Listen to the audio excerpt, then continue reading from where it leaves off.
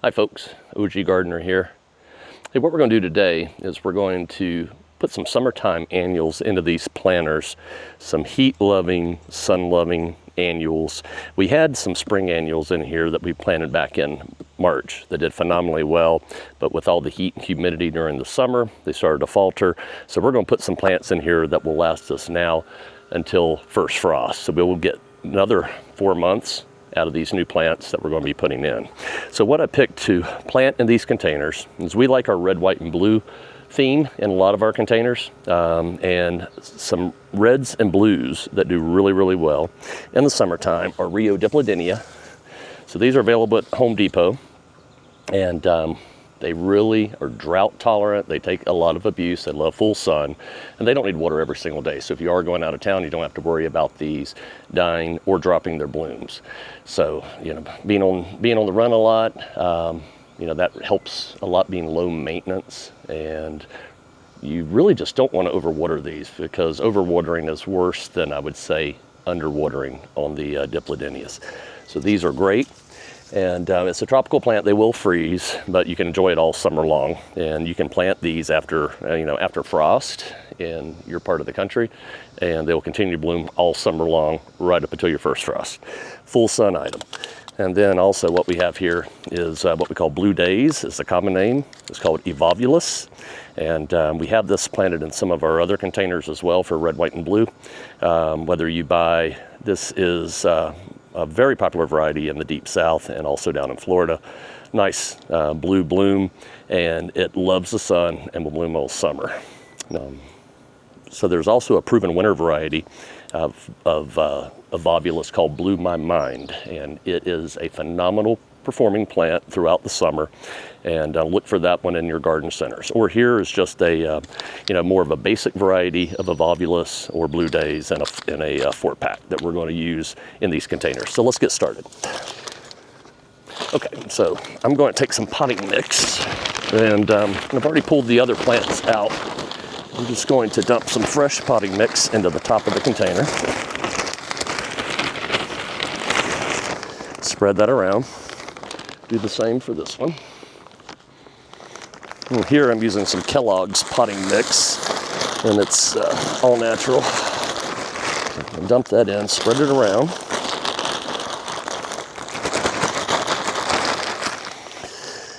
Okay.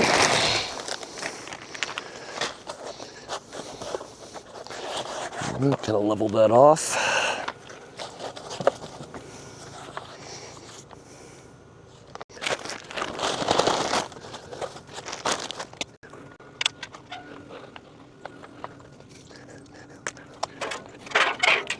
Okay, so what we're going to do next is I'm going to take these Rios, and like I said, these were purchased at the local Home Depot. This is a mandevilla. So this is a dipladenia. It's, dipladenias and mandevillas.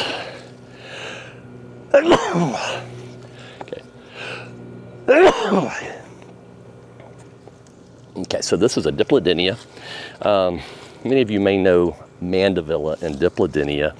Sometimes they're used interchangeably, but typically a mandevilla will be more vining, whereas a dipladenia will be a bit more compact. So this will get a little bit of length to it, but you don't have to worry about it taking over the entire container.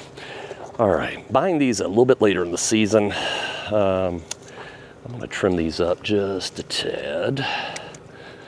And there you go, nice tropical color. Now next, what I'm going to do is we're going to take these Blue Daze, and I'm going to plant these on the corners of the container. So let's set these right here, and I'm going to plant one here. You want to pack that soil in. You don't want any air pockets. I'm going to plant one here.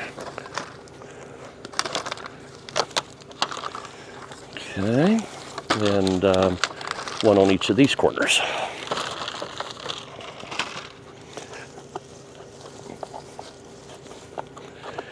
Okay, almost there.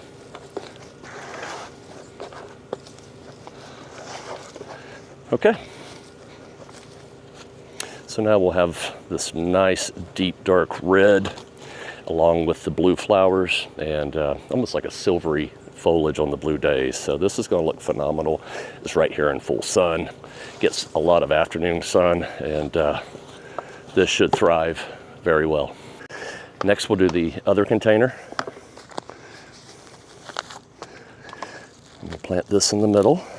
And I'm using 2 Rios just to add a little more structure, especially because we're kind of in the middle of the season. So I want to go ahead and add a little bit more structure to the look at this. And you see this whip here. So what we're going to do with the whip is I'm going to take this whip and I'm going to trim it back to this break here.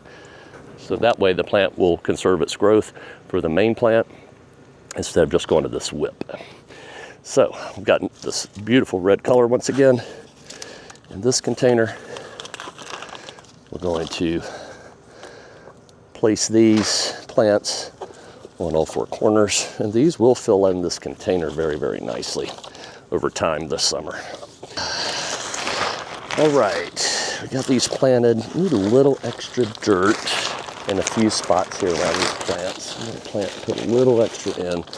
Definitely don't want to have any air holes here. No air pockets around your plant roots. And then we will be good to go. All right, so last but not least, what I'm going to do is I am going to sprinkle about 3 teaspoons of slow release fertilizer around the plant. Try to help give it a jump start. So we'll sprinkle this all around. Try to get it as even as we can. Okay. Okay. And last but not least, we'll give them a nice drink of water. We'll wash that excess soil that might be around the rim. Get that off the containers. Give them a nice good watering. Then what we'll do is we won't water this for a few days. We'll give it one good soaking, help that fertilizer to get activated, give the roots some good moisture, and then we will then we're going to leave it a few days before watering again.